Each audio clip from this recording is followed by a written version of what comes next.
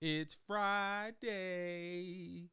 Hey, what's going on, Miguel Lloyd, host of Life Full Circle Radio, and Lord knows I need a break this week, and you all are it. So prepare for the rant. Gotta get centered on my shot. Centered on my shot.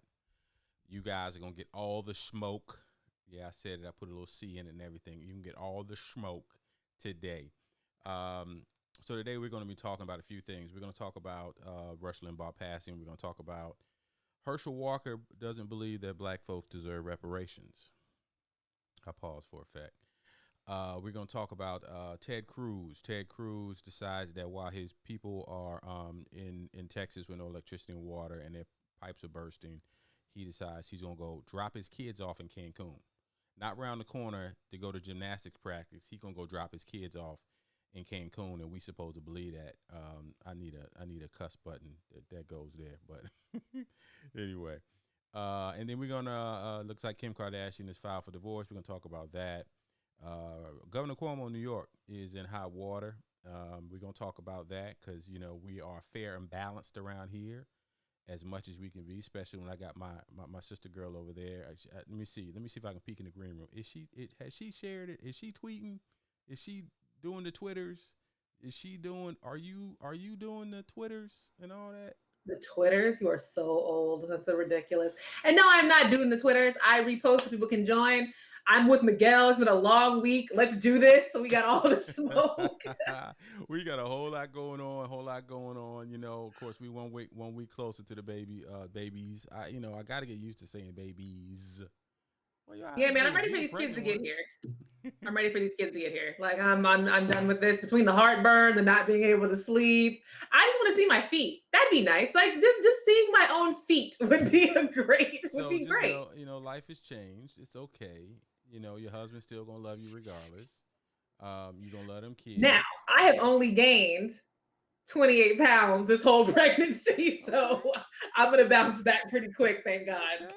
Okay. Well, that's good. That's good. So, anyway, so yeah, this week has been a challenge. And for some personal reasons that it's been tough. And for all my fam out there, my West Point family, my Walmart family, and the reason we lost a friend of ours this week who uh Oh no.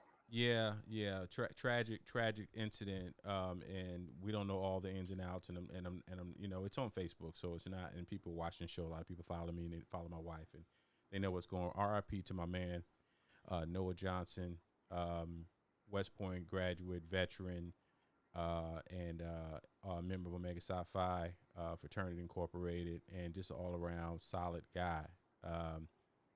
He's had a situation, and his wife actually also was shot, and so yeah, so it's been tough. Yeah, Kia, it's been tough. I know you hearing this for the first time. Um, Yes. yeah, it's been tough, and I've been trying to keep close to my people, of course, especially my wife.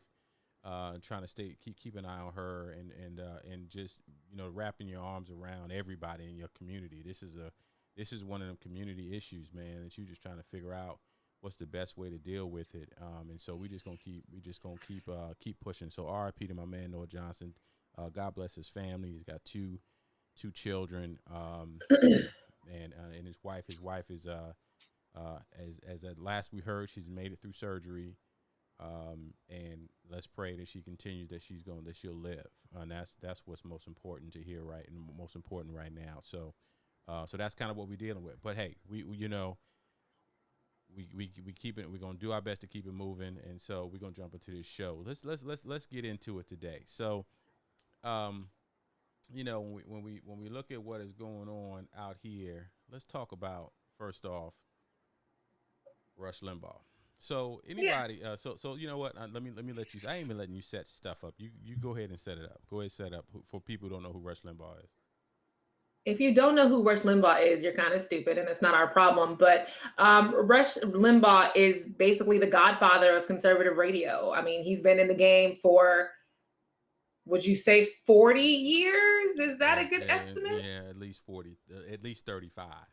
But I would, Yeah, at I least would, 35 yeah, years. yeah. He's been based out of Fort Lauderdale area, but he's syndicated. He's been syndicated forever, and Yeah. he really changed the voice of conservatives and gave them someone to follow and listen to. And me personally, I actually used to listen to Rush Limbaugh every day driving home when I was living in Jacksonville. That's what I would listen to driving home because he was during drive time, and I always like to listen to different voices on the radio, and he was one. And truth be told, he didn't transition into Crazyville until I want to say the last 10 years of his career. But before that, like full on Crazyville, not what you think is crazy, but he's always been conservative and he's been a proud conservative voice. He has said some things that have been absolutely reprehensible. He has disrespected people. He's disrespected women. He's disrespected movements of people of color. But you can't, it's almost like a Wendy Williams situation. Like, yeah, things have been weird and up and down, but this person revolutionized talk radio in a way, and we have to respect it. Come on now. Do we have to respect what he did in the business of talk radio? Sure. I've talked about this, and I talk about this in my trainings and speeches and things that I've talked over the years. I've been in the radio business now professionally for over 20 years. Worked in radio sales and was on air and all that fun stuff. But if you're in the radio sales business, what you understand about Rush Limbaugh is, and any station that he is on, was on, is that they taking all the money off the table. And because of the fact that he had a huge voice, he was in syndication. Everybody, you love a Tom Jordan, you love a Steve Harvey, and all these folks. He would be on 4 to 5 times as many radio stations around the nation as any of those great radio personalities that we adore and we think are the best thing since sliced bread. They are, and it was just the reach of Rush Limbaugh was crazy.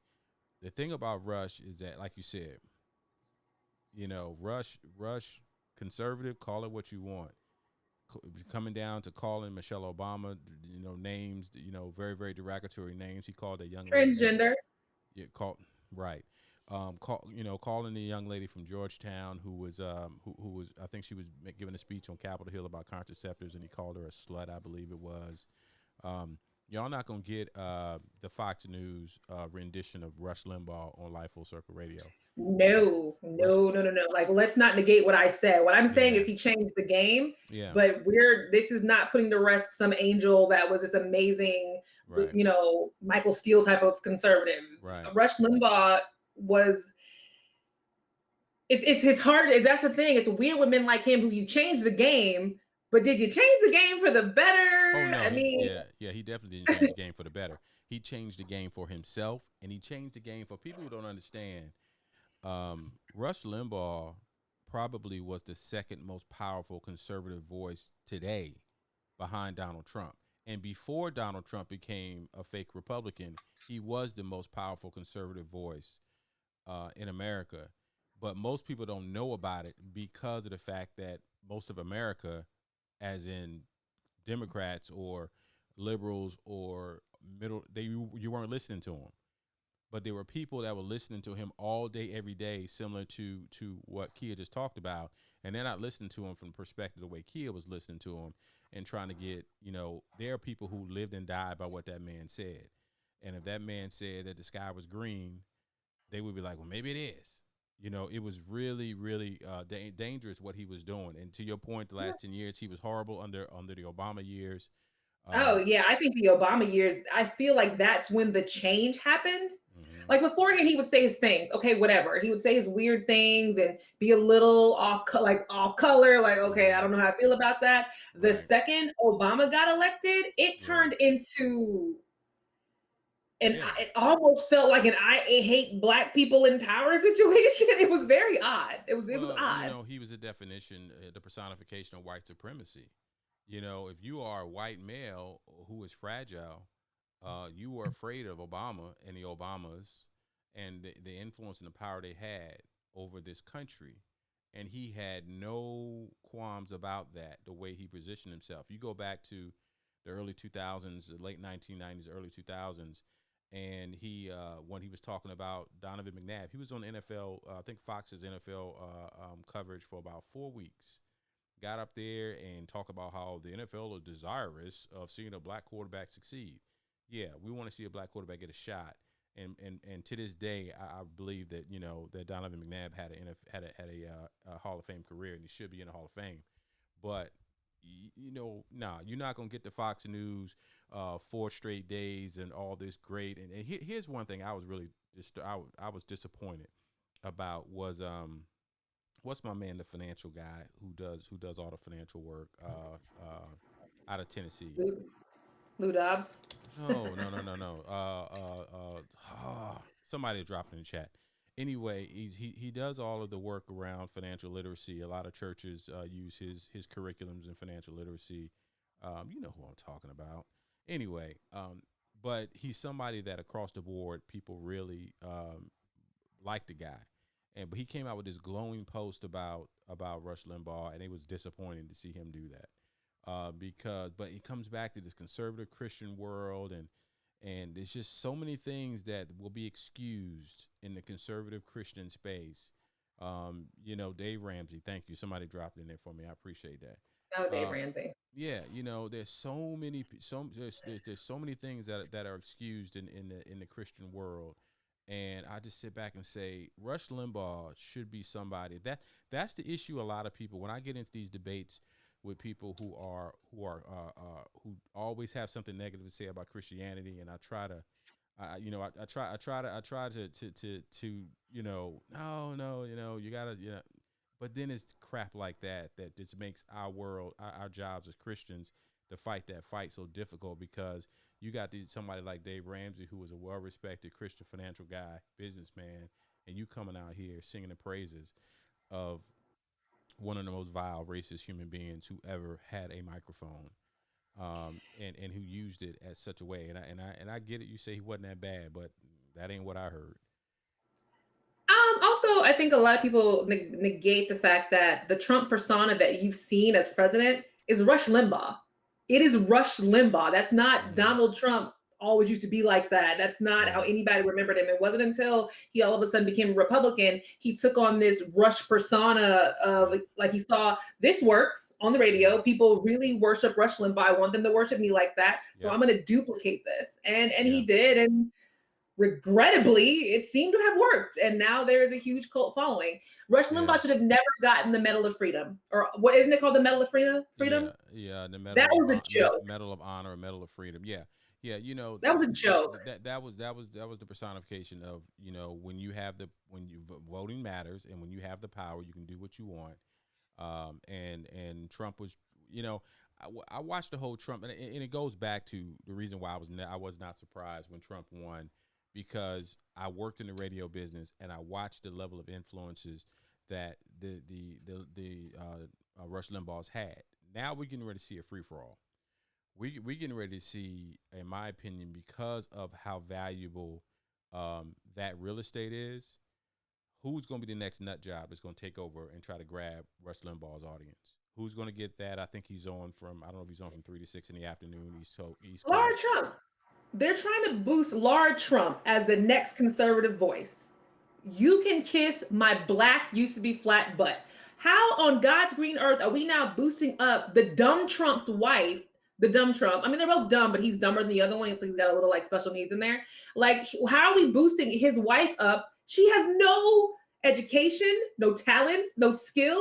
How is she supposed to be? They're saying she's the next Republican voice that we should be watching out for. Well, How? because I think a part of it is a little bit of a Trojan horse. I think that right now, because women have so much power and influence, that it's now the time to bring somebody in the, because here's what scares the hell out of a lot of conservatives, in air quotes, that Kamala Harris is going to be president eventually, and they've got to bring somebody. They've got to bring up a woman, a conservative woman who can challenge her, because right now the white male continues to be, as a public, as being the symbol of America, continues to lose its luster.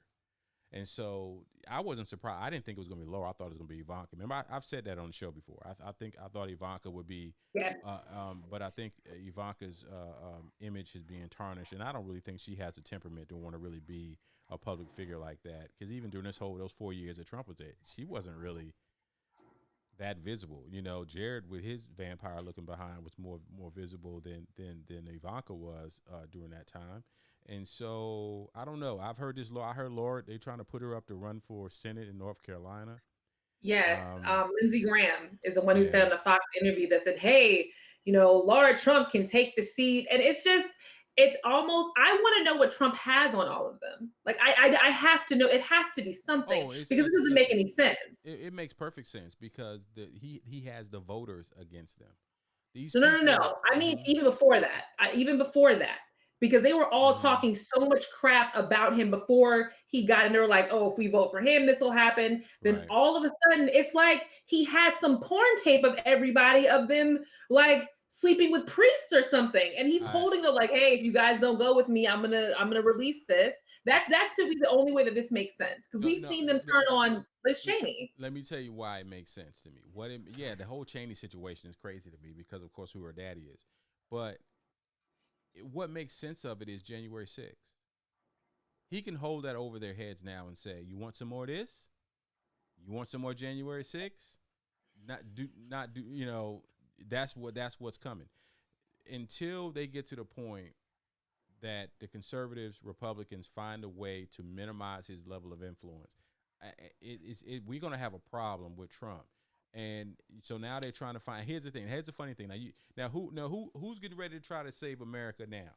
Once again, it's going to be two black women, because you have the DA Fannie Willis here in Fulton County, Georgia, that is going after Trump because of the phone call he had with our lieutenant governor around the voting deal. So there's some investigation going there, and then you got the one in New York. And so also the black, I think, is Attorney General that's in New York, but it's two black women right now that they're hoping are going to be the ones going to take Trump down. I have no confidence whatsoever that right now that anybody is going to take him down. The only thing going to take him down right now is going to be old age. Right now, I think he's going to hold it over our head. He's going to make a ton of money by getting donations from these people, and he's going to be a thorn in our side until someone else on the Republican side, maybe it'll be your McDreamy out of Wisconsin, that can come up and become a voice or a face of the Republican Party that the Republicans are more interested in. Trump is going to be a problem. He's going to continue to be a problem. Well, could he beat now? Here's the other thing I've heard recently. What's the guy, Scaramucci, who's the communication director for Trump for like 4 days? I heard him recently that they really are seriously considering starting a third party, and if that happens, from a strategy standpoint, the Democrats would continue to win national elections, but it doesn't mean that they're going to win statewide or congressional seats. Not Senate seats, but congressional seats. They may win some Senate seats, but those congressional seats are going to get more and more nutty as more people in those gerrymandered districts become prominent figures in the politics. It's going to be crazy. And hear what happens with that. The more crazy the candidate, the more the people fall off, and we've seen that. We have so like with Laura. What's the crazy girl from Georgia? Not Laura. Oh, you're talking about Taylor Greene? No, the crazy white lady in New York who lost to Kelly Loeffler. Oh, Kelly Everybody in the Loeffler, Republican Party thought Kelly Loeffler was going to take it home because so many people supported her, and they were like, "Nah, we're cool on the crazy. Like, we just need to tone the crazy down." Yeah, So they can split in the third party, but the Yeah. more fringe candidates to put up, the more Republicans will be like, "Yeah, I was cool with this, but this is a little too far." I know that's going to happen. Yeah, Purdue. They say Purdue is going to run again. That's not a surprise to me. I look forward to seeing it. I think David Perdue will run again. I never thought Kelly Loeffler, especially with the ads that she was running in Georgia, and that's just me being in Georgia. I saw the tea leaves. And she's a robot. People don't vote for robots to be in and, Senate seats. and she's She's a a robot. robot. There's no question about that. So Wait, anyway, what? What? radical liberal Raphael Warnock. That's what it sounded like. Radical liberal Raphael Warnock. Those ads were terrible. I'm so glad that season is over. All right, let's move on. Let's talk about Ted Texas. Cruz. Ted Cruz. We're gonna talk about Ted Cruz. Let's talk about Texas and Ted Cruz. So, as we know, if you've been living under a rock, Texas and a lot of the middle of the country are in bad shape. But Texas is in a worse shape because of the issue that they have with their power grid. So it's interesting where everybody else, we always hear them talk about, oh, Texas is going to break off. They're going to break away from the union economically, and with this succeed from the union. What did I say? Whatever it was, succeed from the union economically, and as far as their power grid, they did, and so they are cut off from the rest of the country. And they've got all these little. What I'm learning is like we have a similar thing in Georgia here, but it's still connected. They are disconnected from the rest of the country, so they can't, for lack of a better term, borrow any energy from any other any other state. And so this rolling, because I got friends out there rolling power grids and all this type of stuff that's been going on. And you got people that have been out there for days. You got people since Sunday. It's Friday. It's 5 days ago. It's Friday. And now they turn this into a political thing, right? Like you turn this into a political thing, and then there's your guy who decides. So before we go into Ted Cruz, I just want to say something. Mm-hmm. Remember when Georgia got its first snow and it shut down the interstate and y'all was acting crazy for 14 hours? Like y'all ain't like, it's snowing, what do we do? Here's the funny thing. That was the year before we moved here. It was the winter before we moved here. We moved here in April of that, what was it, 2014. So I think that was the winter of 2013 and 2014. So I think we just missed it. And it was a half an inch of snow and it shut down all of Atlanta. And right. I think people in Texas thought, it was ice. It was the road. The problems with the roads were iced up. And that's the problem. Yeah, but go ahead. Don't let him try to act like it was some big, huge deal. It wasn't that bad. It was a little ice, bad. A little half an inch of snow. I got to live with these people in Georgia. They told me the story. And for all y'all can just know I'm not diminishing it. But go ahead. I'm here with them. So, And I think, okay, what I'm saying is I think what started happening in Texas, people all thought it's going to be like what Georgia dealt with. We're just going to get a little bit of snow, a little bit of ice. We'll be fine. I don't think none of the residents knew that their power grid was old and it had been requested to be updated, and it had been multiple requests to be updated and multiple requests to, hey, you guys should take a look at this. And people kept saying, nah, we'll look at it later. It's no big deal. And the damage that is happening to these people's homes, if you are on TikTok or Instagram, the damage that's happening to people's homes, it's not because snow is building up outside and coming under their door. It's not because of that. It's because the electricity has shut down and there's nothing pumping anything through the city. So now pipes are bursting in people's homes, like not trickling. I saw one girl stand in front of her bed and the entire ceiling caved in, just water from the pipes in her house. Yeah. There is no water. My own employee, I have an employee who works for me. He's like, we have no water. Like we have electricity, but we haven't had a water since Monday. Yeah. And I'm like, well, what are you doing? We're going to the gym. Okay, well, you found a method, but still that's not a solution. And these people they're calling it, the Texas version of Katrina. And honestly, it is a Texas version of Katrina because they weren't expecting it. Right. There's supplies trickling in. There are people who have died and they're not counting these people's deaths accurately. It's a really bad apocalypse. And then you have bad haircut having fat, won't protect his wife, Ted Cruz, taking his big old butt to Cancun. And actually, do you want to set the story up real quick while I'm on my rant? Sure, go ahead. You set it up, but let's reset it as they do. As they say in Clubhouse, we're gonna reset the room right now. Go ahead and reset the room because Ted Cruz. Is that a thing? That's right. You're an Android person. And I will stay an Android user. And that's another reason why I'm annoyed. That's a whole other conversation. So this is what happened. So Ted Cruz was spotted on a flight going to Cancun. Yeah. Social media picked up on it and it blew up okay, so why is he in Cancun when the rest of us are freezing to death and all of the kind of crap?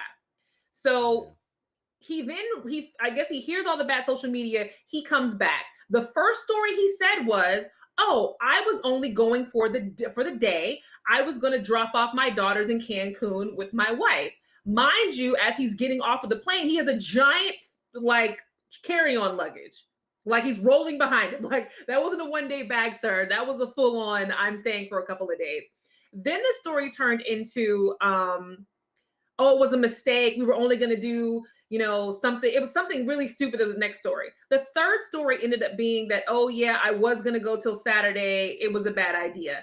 Then Heidi's group chat got leaked And it come to find out, they were trying to plan a whole group of people to go down to Cancun and hang out and have a good time. Ted Cruz is the most unabashed liar in the public space, and he'll get up there and they always praise him how much he was just such a great lawyer when he was great. Like, dude, you sit up here and said, okay, I was just going to go to Cancun and just drop off my kids. You drop off your kids at your mama's house, right? You don't drop off your kids in another Cancun, country. Where, mind you, the COVID-19 restrictions say don't go to Mexico, but that's a whole another story. But that's your lie. That's the best thing you're gonna come up with is I would just drop my kids off in Cancun and I was coming right back. I was coming right back. But wait, there's another part to that than him saying that. He said, my daughter's daughters came to me and said, Daddy, can we go to Cancun with our friends since it's cold here? Since when do little kids come and say that? You go, yeah, sure, you can go with your friends to Cancun. If my child at 15 said, Mom, I'm going to go to Cancun, I said, you need to go back in your room and stop talking to me. That's what you need to do. Like, that's what you need to do. Okay? Thanks. Mom, I don't like it here. It's really, really cold. I want to go to Cancun. You don't get you got people out here. First of all, that's when you can really use the excuse, baby, I got to work. I'm one of the two state senators that's here, and and they always kind of come to me when it comes down to stuff. Regardless, I think I need to stay here. But Daddy, you sound like Hillary Banks.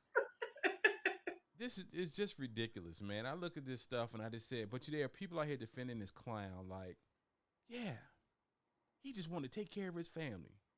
No, that's not what happened. That is not what happened. You take care of your family by saying, okay, we'll bustle.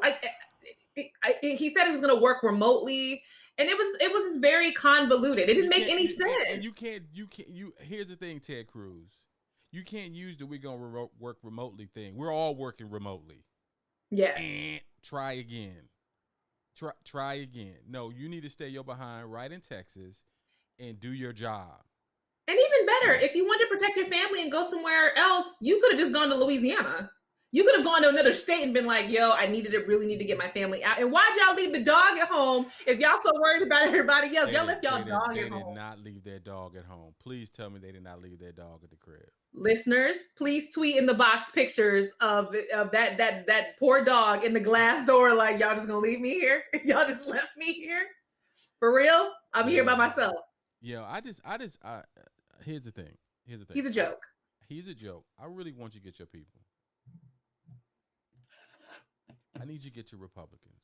This is getting ridiculous. There's nothing we can do. There's nothing. The people who are worshiping, and I'm going to say this on the show, and I said it before, people who are worshiping at the altar of Trump have given up conservative values and Republican values for the altar of Trump, and they are worshiping there no matter what. I mean, even Greg Abbott, the governor, he gave two different stories. One story he gave to the regular national news, and a whole different story he blamed on the Green New Deal, saying, oh, it's because of the stupid Green New Deal is why the electricity is not working.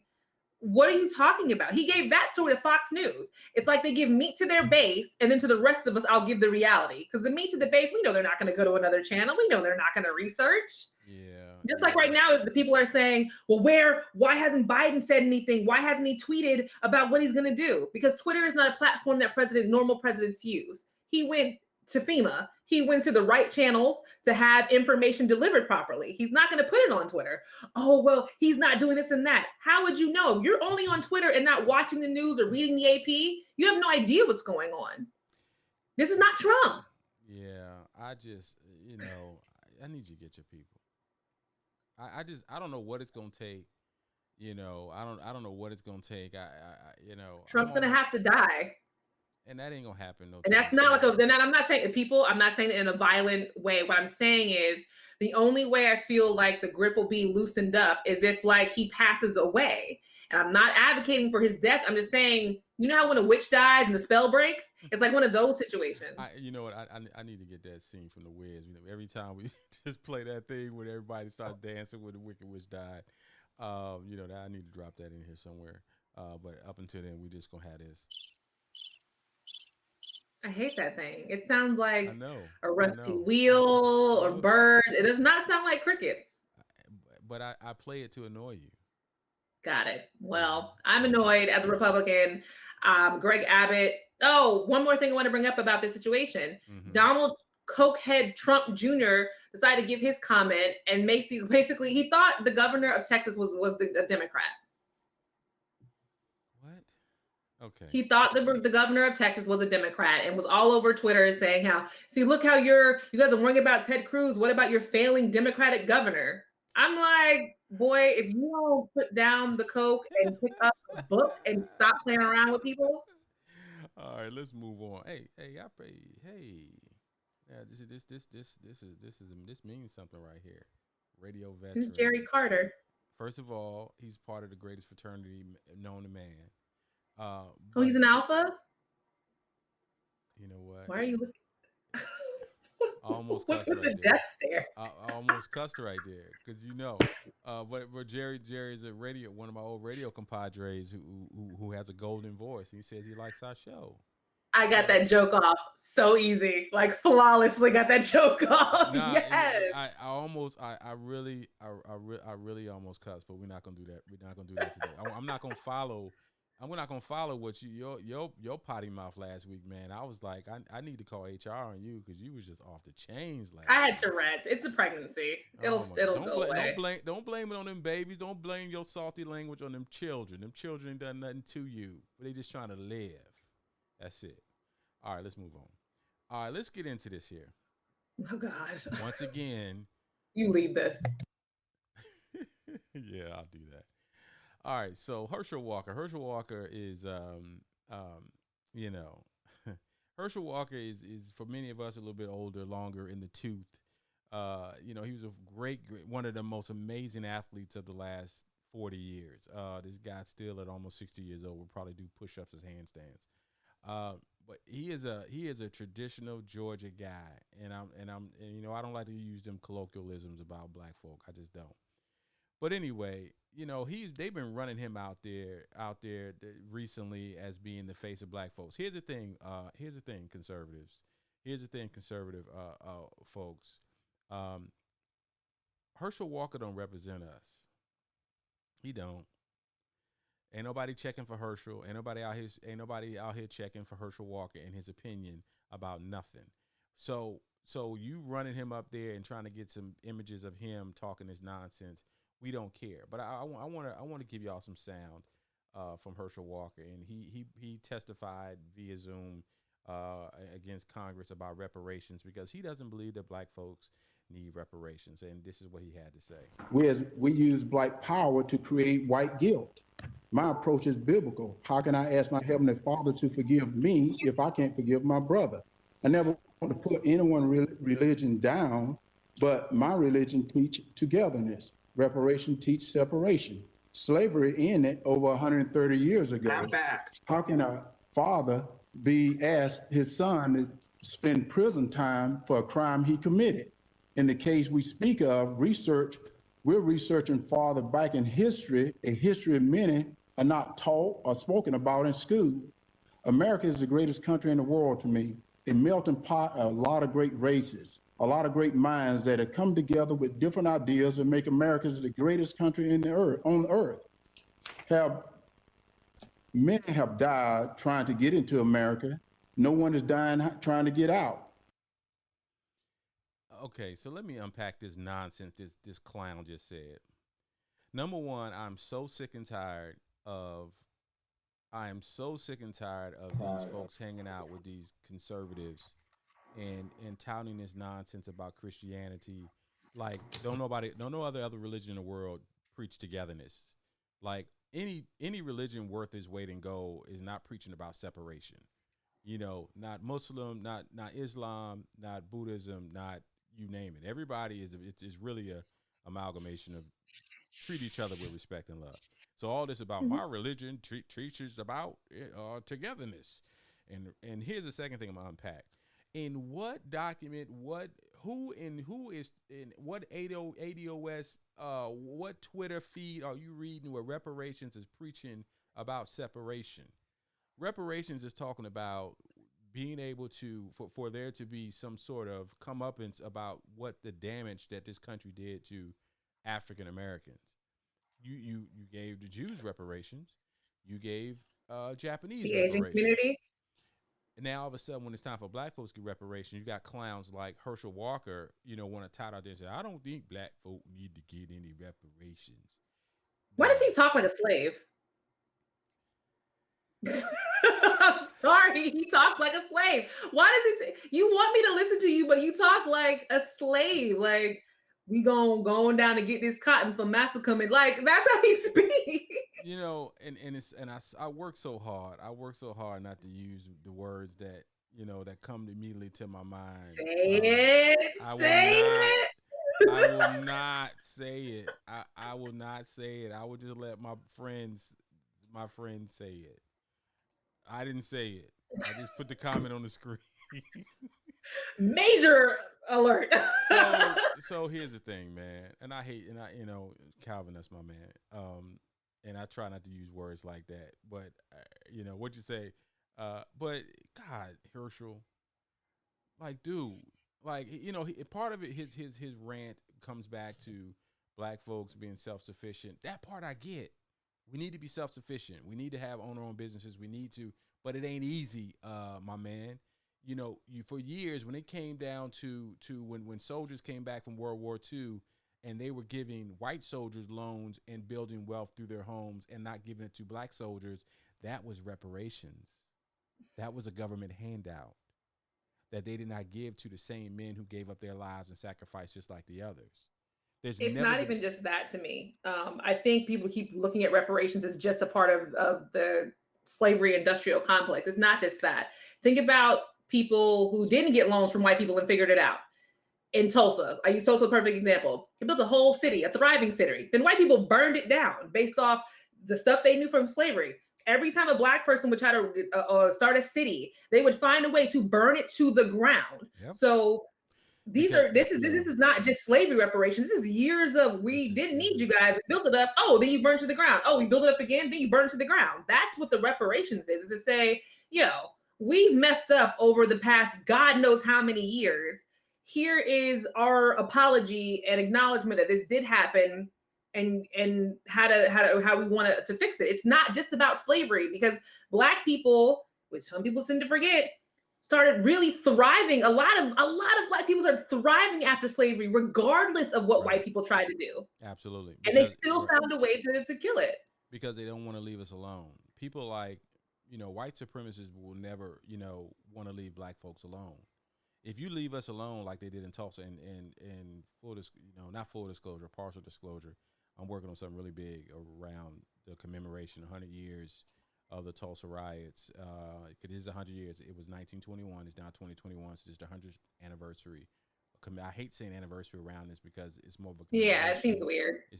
Anniversary feels like you're celebrating something. We're not celebrating it. We're taking this opportunity to do something big. So you guys, I'm working on something really big with that in a community of some amazing people. So look for that. Some announcements coming in the next couple of weeks. But anyway, it is really crazy. And you talk about Herschel Walker. Herschel Walker is a Georgia football saint, and you're in the South, so you know how it is. Mm-hmm. University of Florida and Florida State, and they worship football down here, right? Yes. And so he is a legend. Like I said, he's one of the best football players to ever touch the University of Georgia's field or the SEC or college football as a whole. So he's lived in a world that has, white folks have treated him well. So like you said, he's not going to go out there and want a buck. But my thing is, it's okay for you to sit up and say that you've had success and you've lived an amazing life because of your affiliation with the University of Georgia and folks in the state. But he's been treated white folks well. Remember at the beginning of One Night in Miami where Jim Brown was sitting on that man's porch? Spoiler alert if you haven't seen it. Yeah. And they were having a great conversation and saying, oh, we love you. You're awesome. You're a great hometown hero, blah, blah, blah. But when it came down to it, that white man would not let him in the house. Yeah. It's Yeah. that type of love. Well, full disclosure, I don't, we're pontificating on it, but I'm just telling you, from the people I know who in the UGA community, that's just Herschel Walker. That is him. That is who he's going to be. He's not going to change. My issue is stop putting a microphone in front of his mouth, because he don't represent the bulk of black folks, let alone in Georgia, let alone the country. He ain't it. And so don't nobody give a damn about him feeling like black folks don't need reparations, because anyway. All right, let's move on. My man Haran want to know why we keep talking about this idiot, because sometimes you got to call it idiot. We keep talking about him because Miguel knows it hurts my feelings, because we have black conservatives out there like him, and voices like, it's not funny, but voices like mine and voices like Michael Steele and Nia Love and all of them get thrown to the side because we have him. Everybody's laughing. You make me feel bad. Now, it's not about hurting your feelings, Key. I love you. You're my fam, right? I just need you to get your people. I need y'all to get a conservative Avengers and go get Michael Steele and go get my man Leo Smith here in Georgia, and go get some other folks who can get out here and take down the Republican Thanos and Trump. And remember the joke that Cedric Entertainer had from Kings of Comedy a long time ago when he said that all black people had that "I wish somebody would" moment? I have them like, I wish a black Republican like a Herschel Walker or a Diamond and Silk, I just end up in the store with them one day and I'd be like, oh, it's my moment. It's my moment to shine. And I'm going off. Like, I'm going full in. Pull your camera phone out. Crazy pregnant lady has cussed out Diamond and Silk in the Target in Claremont, Florida. You better bring your mama with you, because them Diamond and Silk look like they can probably scrap. They do. They look like they practice fighting by running from dogs. They look like those type of chicks. Let's move on. All right, did I get on? Yeah, we are talking about Herschel. All right, let's move on. Yeah. Let's talk about Andrew. See, here I am. Equal opportunity, get on politicians, because we about to talk about Andrew Cuomo. And here's your opportunity. If you want to set it up, go ahead and set it up on what's going on. Haran told me I need to stop. I need to stop hurting you. So I apologize. Haran, I'm going to find you on Facebook and we'll talk later. Anyway. I'm just telling you, open up the dialogue with Haran. Just know it's going to be interesting. All right, so let's talk about Andrew Cuomo and what's going on. Oh no, I gotta put this one up. Your mama's ready to take her earrings off. Let's go. Yes, Mom. Yes, Blanche. Yes. If y'all don't know, my mom tries to be the good Christian woman, but when it comes down to her daughter, she Blanche said, "I will take my earrings off in a minute." Step two. She is down for her baby. She will. Somebody hold my purse and my Bible. Like, I'm ready. The purse and the Bible, because I'm not even gonna put their blood on this Bible. All right, let's move on. I love her. So Andrew Cuomo. Let's talk about Andrew Cuomo. People, and this is the Republican side of me, so this is about to be really grimy, but people worshipped Andrew at the ground of Andrew Cuomo the entire pandemic, saying how he was handling everything and he's doing a great job. He's doing these daily briefings like, oh, we're going to beat COVID. And in reality, he's just as slimy as every other politician that's out there. He lied about his numbers of deaths when it came to nursing home deaths. There were a lot of people who had COVID who were put in nursing homes who then that COVID then spread to other patients. Those patients died. And a lot of people are like, dude, we thought this was happening. You denied it. You lied to all of us. Now we're here. So he's now having to deal with the reckoning that a lot of people, other politicians have dealt with.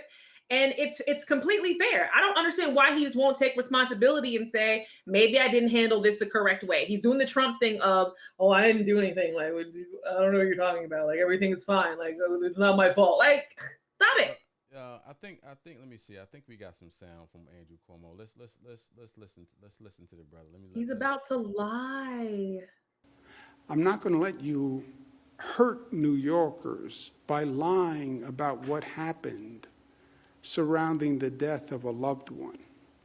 Oh, okay. I see that as my job, and I'm going to do it aggressively, because you have no right to lie. And you have no right to hurt people. Why is he saying lie? I don't care if it's your politics. You can't lie and cause pain to people who are innocent bystanders to all of this. So I'm going to take on the lies and the unscrupulous actors, especially when they cause pain and damage to New Yorkers. I should have done it before, and I should have done it more aggressively. So, the story is still coming out. There's been stories the whole time about these deaths and how they're being attributed. That's one of the things that was one of Trump and the Republican talking point, that everybody ain't dying of COVID. That's part of the conversation around it. But to your point, I think, now that Trump is gone, I would never say that all Republicans, they're Democrats who are not great actors. Cuomo's done a good job in New York. This right here, he's going to have to figure out how to get this mud off his face. But that whole situation, it was a politician, an Asian guy who was on television. I forget his name right now, that said that Cuomo basically told him that he needs to back up off of this nursing thing or he's going to ruin his career and all of this. And, it's New York. It's New York. It's New politics. York, but again, it's supposed to be, you were supposed to be the governor of the buck stops with me, and I'm handling all of this, and I'm making all the right decisions and this and that. You didn't make the right decision. You made a mistake. A lot of people made mistakes at the beginning of the pandemic. No one is faulting. Like, yeah, grandma and grandpa died. It's really, really sad. I get it. Nobody wanted them to die. But a lot of people made mistakes. If he would just say, listen, at the beginning of the pandemic, we thought this would work. I apologize. This didn't work. Instead of making it seem like everybody else is making up something that's not real, which is what that soundbite sounded like. Like everybody is just, they're just lying. They're just trying to profit off the deaths of people and family members and this and that. That's not what's happening. Right. You made a mistake. And I do not know why he was saying the word lie like that. It was making me uncomfortable. Lie is all the lie. Like, why was he saying it like that? It was weird. I didn't like Well, I think because they were so afraid to use the word lie whenever Trump was talking. It always kills me about these politicians who don't ever want to say what it is. They never want to. They want to use words into untruths. All of this. If you feel like it was a lie, say it was a lie. Now you better be right. Because then you start getting into issues with litigation. Maybe that's why they like to use around Trump, because he's the king of litigation. He want to sue everybody.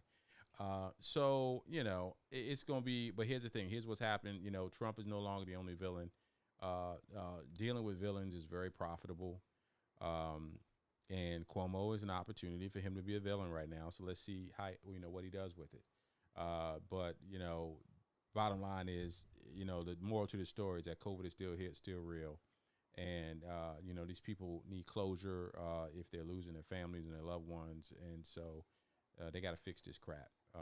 But Cuomo, hey, I think he's up for re-election this year. So, he's going to start getting some darts thrown at him, and he ain't dealing with it very well. So, anywho, all right, let's go, man. It's been a great show. I have a question, though. Whatever happened to the mayor of New York? Did he, fall into a hole and everybody forgot about him? Because he seems to have magically disappeared. Has anybody seen him? Is he okay? Yeah, everybody is right now. De Blasio still. I think he's got an election coming up. As a matter of fact, Andrew Yang, I believe, in New York is running against. Oh, he's not going to get elected again. Oh, De Blasio's not getting elected again.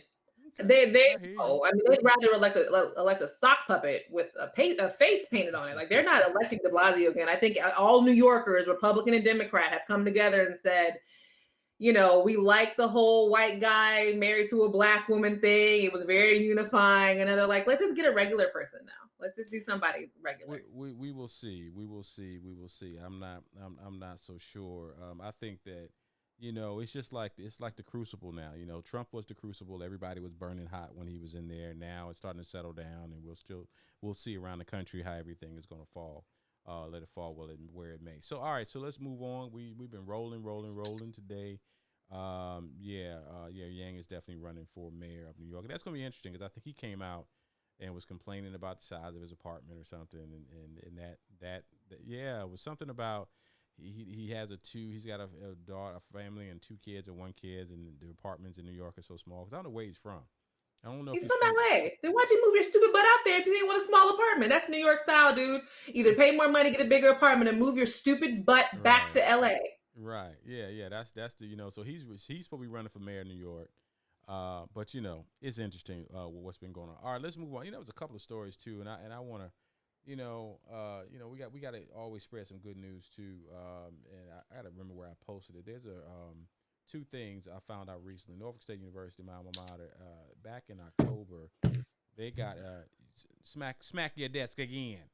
Smack your desk again. Why do we have to keep talking about your when school? you got, because it's great news for the African American community. You get me some great news from FAMU, and we'll talk about it. Thank you. But they got a deal. Netflix partners with Norfolk State University in Virginia for its first ever virtual HBCU boot camp. And it's something that's in conjunction with 2U. There's another story. What does that even mean? It means that a big old company with a bunch of money is putting some money behind an HBCU, full stop. Yeah, but what's an HBCU boot camp? Am I going to learn how to fry chicken? Because that's where I learned how to fry chicken was in at college. Am I going to learn how to sneak into the club? Because that's where I learned how to sneak into a club was at an HBCU. I'm gonna go ahead. Am I going to learn how to play the drums? Because I don't have this story queued up. I'm gonna drop it in the comments. But it is the program is actually going to be, participants in the program can choose from 3 program tracks that include Java engineering, UX, UI design, and data science. And so it's a big deal. So it's it's a STEM boot camp. Yeah. Well, yeah, exactly. It's a STEM boot camp. Do you know what STEM means before you say yeah? You do know I'm pretty bright, right? What does it mean and say it? Science, technology, engineering, and mathematics. Just because you went to a school supposed to specialize in engineering, I got a little news for you. NSU, we're pretty good at math and tech too. My school doesn't specialize in engineering.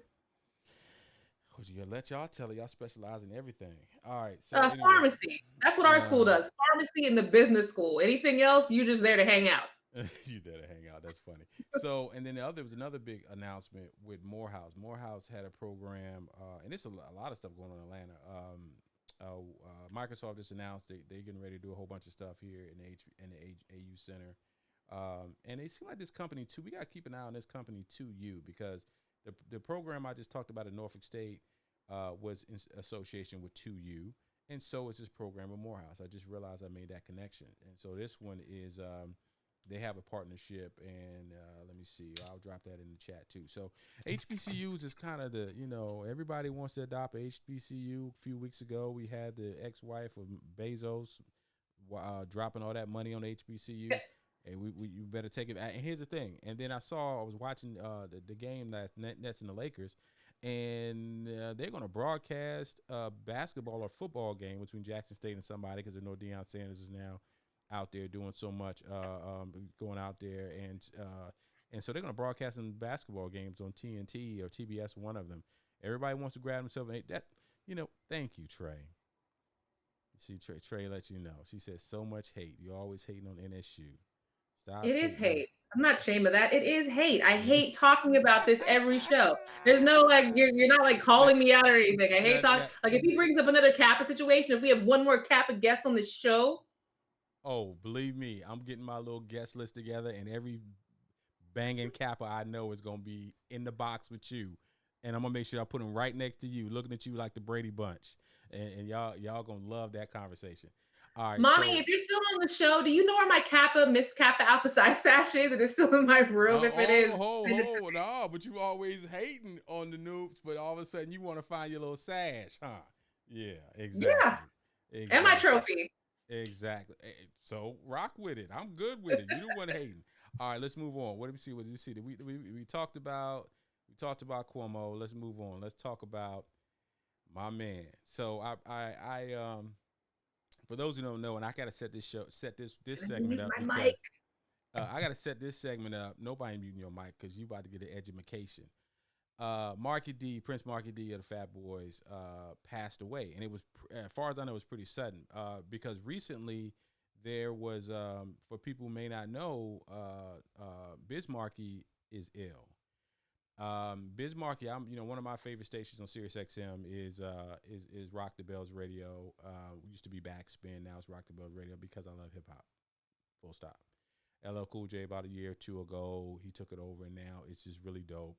Anyway, Biz Markie was doing an afternoon show, and then I believe he had a stroke, and Markie D was sitting in for him. For people who don't know, Prince Markie D was a third member of the Fat Boys. The Fat Boys were a rap group in the 80s, and people don't understand how important that the Fat Boys were.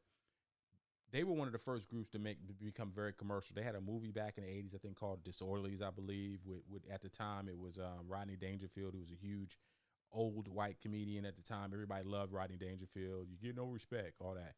They did a movie with him.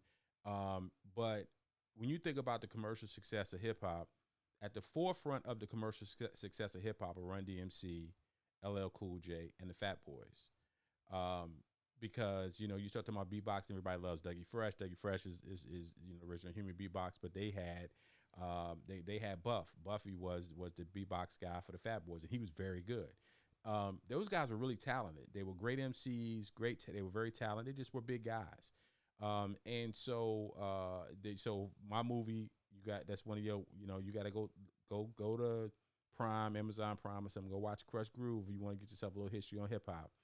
Because everybody's in that movie. It's funny. LL Cool J, nobody knew who he was at the time. He's in the movie. Fat Boys, Run DMC, Sheila E., New Edition. Who else? Who am I forgetting? You know, everybody was in that movie that was at that time.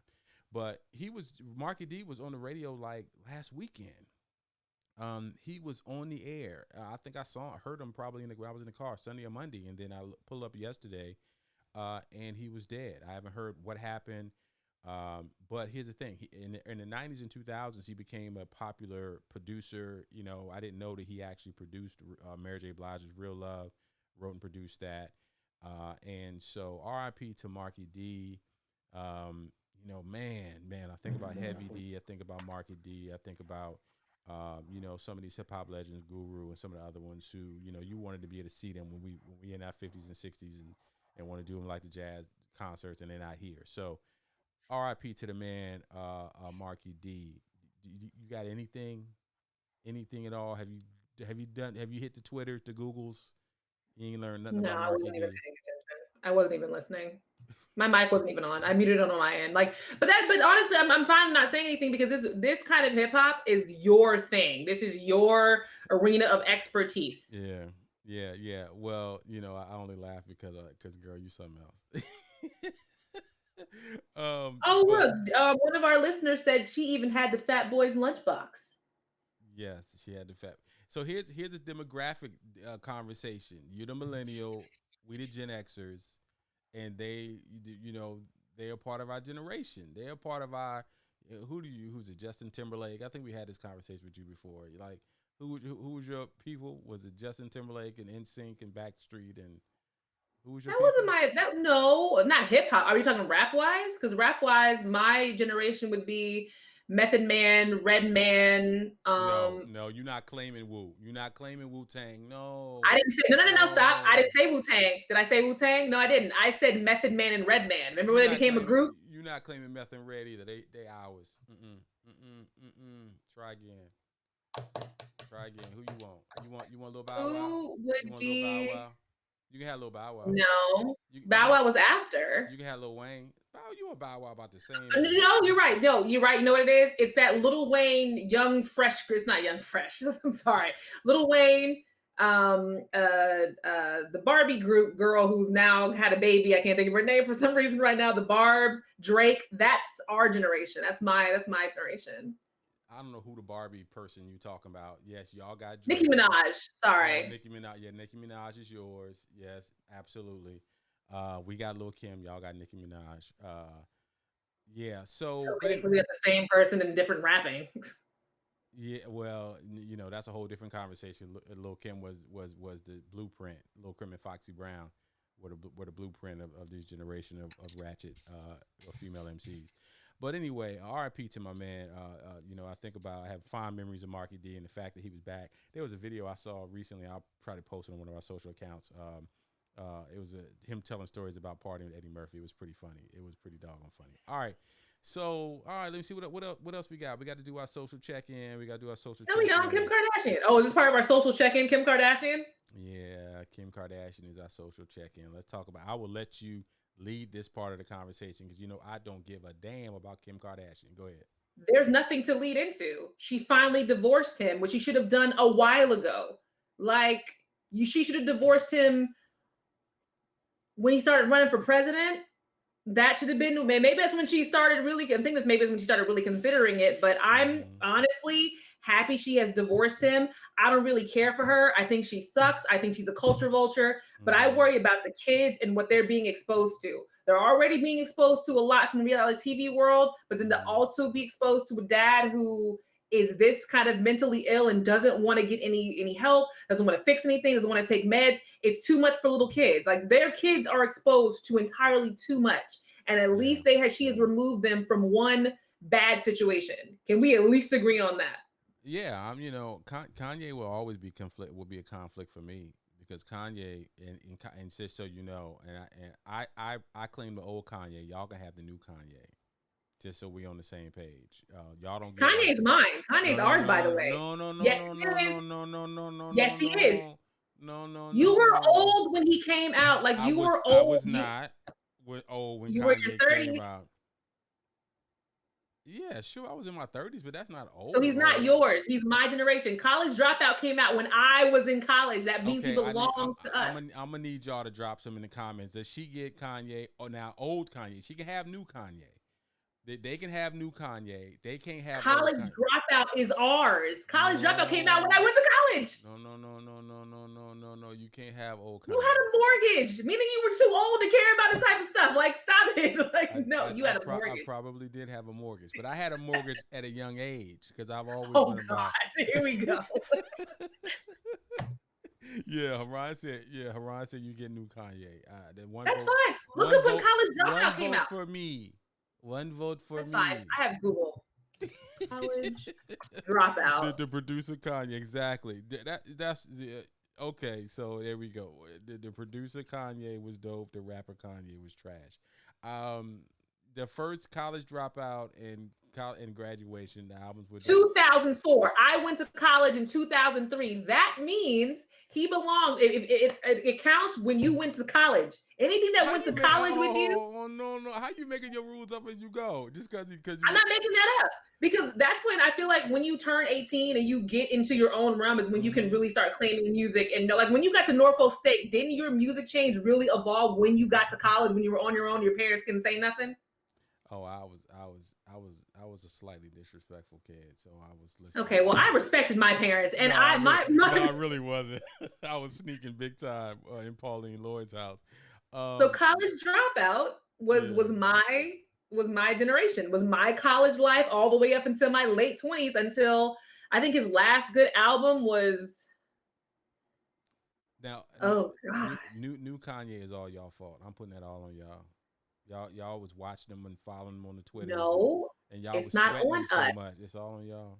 You know who it's on? It's on the new generation of these weird little rappers who are drinking lean and just repeating the same things over and over again in songs. They changed him, and it just went left from there. We'd have that conversation about how drugs change how music is. Because I heard this is a side topic. Back in the day when it was you guys, y'all had cocaine maybe, and y'all had weed. Weed and cocaine. Yeah, I only say because I never done coke in my life. Now, I done smoked a blunt or two, no doubt. I'm not talking about you specifically, Crazy. I'm talking about the rappers. I understand that, and I was giving you that because immediately I started hearing Raekwon rapping about woo blunts and which I know was laced with coke or whatever is what I've been told. So you got that, but all these drugs, whatever is going on now, I don't know what lean and that's what I'm saying, and it's changed the music, because even back in the day, it was cocaine and weed and a lot of alcohol. The Marvin Gayes, they were all doing that, but the music still had like that relaxed vibe and slow vibe. Yeah. This recent generation of we'll just smoke and snort anything. The songs are repetitive. The beats don't really work for anything. Everything has a dance challenge to it that nobody asked for. Bust it.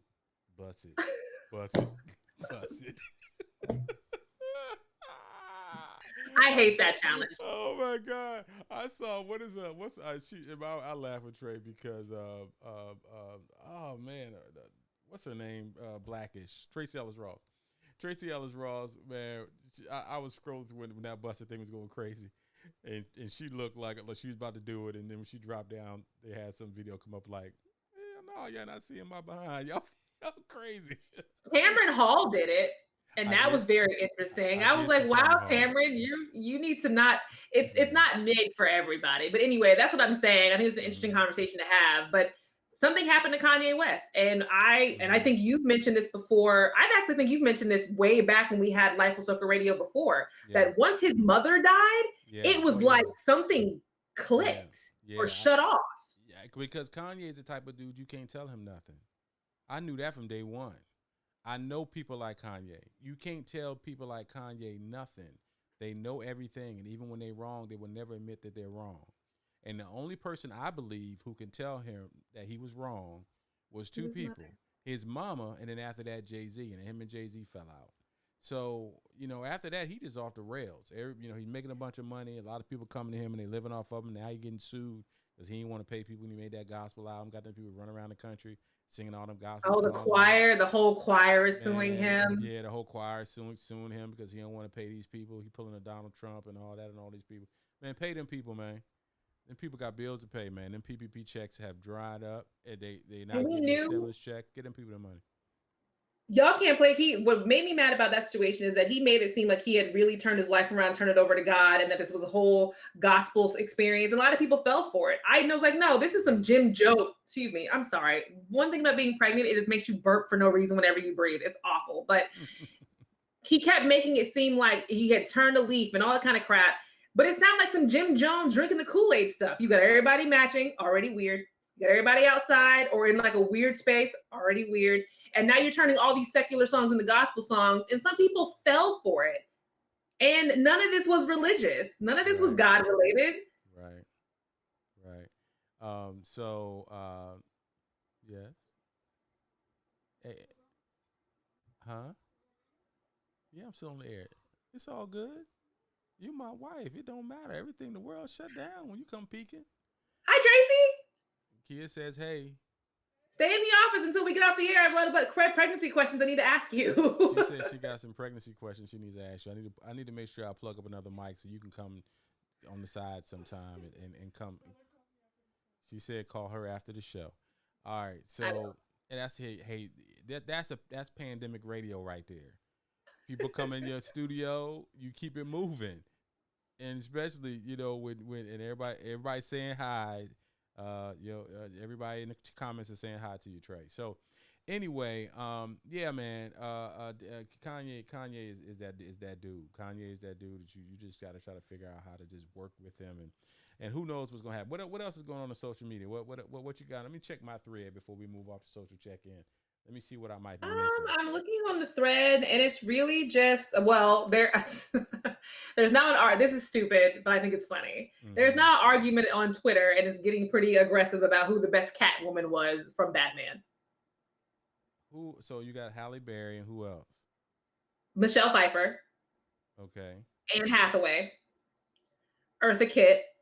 Anne Hathaway, she was like in the one. She was the worst one. She was the one she's the most recent Catwoman. But wasn't she in the movie with Ben Affleck? Is that? Yes. Ben Affleck brings the worst out of actresses. You can't be good on screen with Ben Affleck. You just get progressively worse. We know that. I'm sorry. In my mind, there are only two Catwomen: Michelle Pfeiffer and Eartha Kitt. Eartha Kitt. After that, there are no other Catwomen. Like Halle Berry, that movie was awful. People said, I don't remember much about it, but I thought people liked the Halle Berry as Catwoman. I can't seem to recall that. I really don't care. I think Eartha Kitt.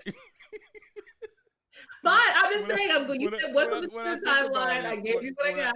When I think about Eartha Kitt, I definitely think Eartha Kitt was dope in anything that she did. Eartha Kitt was just dope, including when she was an old woman on Boomerang, scaring the heck out of me. I'm going to watch Boomerang tonight for no reason. I'm just going to watch Boomerang. And the other thing on the feed that I've been trying to avoid, but I can't do anything about it now, is everybody is raving about the Judas and the Black Messiah and how great of a movie that is. Yeah, Judas and the Black Messiah. It's funny I didn't put that on our conversation day because I watched it not long after last week's show. It was good. We watched it. Trey and I watched it, and don't watch it late at night because it's developed slowly, and there's some nuanced stuff that you have to watch. That you got to pay attention to. But it just goes back to this COINTELPRO and this era where, man, FBI and white supremacists, man, they worked really, really hard to keep us from, that boy was 21. What were we doing 21. at 21 years old? 21 years old, you stormed Strong. into his. 21 years old, you break into his spot. He'd already been locked up. He was on his way back to jail twice, and like you said, some of us were not doing things of that nature at 21. But man, they could not live with it. And once again, it's similar to what happened with MLK. It's okay when you're talking to black folk, because by ourselves, here's the part that we never want to deal with. By ourselves as black folks, there's not enough of us. We don't have a big enough voice for most white folks of power to care. It's when other white folk get involved, or other communities get involved and coalesce with black folks, where all of a sudden folks got to die. When MLK started talking about the Poor People's Campaign, which was about helping more than just black people, but also white people in Appalachia and some other areas, then all of a sudden MLK was assassinated. When you talk about Malcolm X, when he was going and starting to deal with the larger Muslim community and not just the nation, then all of a sudden he became a threat. Fred Hampton, same situation. Black Lives Matter in today, when it was just black people petitioning and out there, all of a sudden it was okay, yeah, whatever. Then you got the NFL involved, and you got Colin Kaepernick involved, and then you got liberals and liberal white folks involved, and then all of a sudden it's a problem. It's a shame what they did to Fred Hampton, man, and murdered him in his own bed while he was asleep. I also want to say something else. This is another part of the reparations thing. It's not just about slavery. This is another one of those reparation situations where because I haven't watched the movie, but according to other reviews I've read and knowing the story a little bit, all the Black Panthers wanted to do was make sure the cops were held accountable and feed their communities and make the communities less reliable on different programs and make sure that everything was staying within the community. Yeah. So we were trying to do things the right way. And then he was killed. That's a part of the reparations thing. It's what we're trying to get money back and attention back for. Like, we tried to do this the right way, and you took him away. Yeah. A lot of people give credit to the Black Panthers of the modern day WIC program, Women and Children program, was based on what they were doing. And I just wish white supremacy would just leave us alone, let us live our lives. Most of us don't really care about how y'all sticking and moving anyway. Just leave us alone. But that's the problem. They can never just leave folks alone and move on. All right, what else you got going on? We talk about Regina King is hot right now. Like, she's getting ready to produce and star as Shirley Chisholm. I'm seeing that on my thread. That's pretty dope. Regina King, man, been around for a minute. That sister has been around as charted as a child actor back in the 80s. And now she's become a highly respected director, producer. So that's dope. Anything else on your thread you want to share? Or we about to be out? What's up? Unless you want to make fun of me about my pregnancy photo. Other than that, that's really it. Yeah. Like I said, I was about to put it up. It was actually pretty funny when I saw that. I said, this girl is a whole fool. And let me tell you why I post weird stuff. And for those of you, he'll probably be posted on his own pages as a joke or whatever. But the reason why I post funny pregnancy stuff about my pregnancy and I make the comments I make is because you see so many women saying, this is so lovely and this is so great and I'm so blessed. And sometimes that can make women who are struggling with fertility feel like I'm missing out on this thing. So I kind of want to be honest, like, yeah, it looks pretty to you, but in reality, I would just want to be laying out on the couch with a Slurpee in my hand. That's all this is Slurpee. Yeah. Or like I have to been going through IV treatments for the past 6 weeks. And I'm going to post about that once my last IV treatment is done. But there's a lot that goes into this that no one tells you about. Well, thanks, Mom. That's one thing that we have talked about, or not talked about much on this show. And I think we'll, when you're ready to talk about it, we'll talk about it. Your issues with fertility before you got pregnant. That was an issue for you. Yes. And I can tell you, when I first read it, it's nothing we had talked about. I saw it on social media and I was heartbroken. I was like, oh man, she's been dealing with this. So this is a part of your journey. I'm happy to see that you're getting through this part of your journey, and you're about to have 2 beautiful little ones here really soon. So anywho, last thing before I bounce, so guess what I did today? What? I had the opportunity to shout out to my fam, Jen Rowland. She's been a 20+ year teacher in Philadelphia public schools, and she said she wanted me to be Black History Now with her sixth graders and come up on a Google Meet, and I get to talk to the kids, and I was like, oh, I'm all excited. I get there, I'm all excited, and the kids were not feeling me at all. Oh, why? It's all good. I'm not. My feelings were not hurt. You know, I did the old man, sit up, pull up your pants, take your hood off. You know, I did all that garbage, but it was cool. It was fun. I think I got Zoom trolled by one of the kids because they got up and they raised their hand and they asked a question, and I was just like, I answered it, and I was like, is this kid trolling me? He felt sorry for you. He's like, I feel sorry for this old man back in here. I'm gonna ask some stupid questions so he don't feel stupid and we can move on. Yeah, man, it was cool. It was cool. So, but y'all keep an eye out. I want y'all to make sure we'll, like, share, all that good stuff. Put this out here in the world for us. Make sure you check out all we're doing. Man, this announcement I'm about to make about that's coming up with this community that we're building. And the first commemoration is going to be an event that's coming up in Tulsa, Oklahoma, in recognition of the 100-year anniversary of the Tulsa massacre. It's huge. It's something I'm very proud of. So keep close to us, the Life Full Circle family. Keep close to me. Follow me on Miguel Lloyd on all the socials. Miguel Lloyd INC, and I can keep you abreast. And Kia Shakur, and just so y'all know, for all that Kia gets no weeks off when she has the baby. If she has the baby on a Friday afternoon, then she's going to have her microphone in the labor room, still in this hour time. Yeah, everybody's going to come listen to my C-section. Yay! Nah, so anyway, you've been tuning to Life Full Circle Radio. Make sure y'all like, share, comment, all that good stuff. We'll drop this on YouTube here pretty soon, and we'll check y'all out next week. God bless.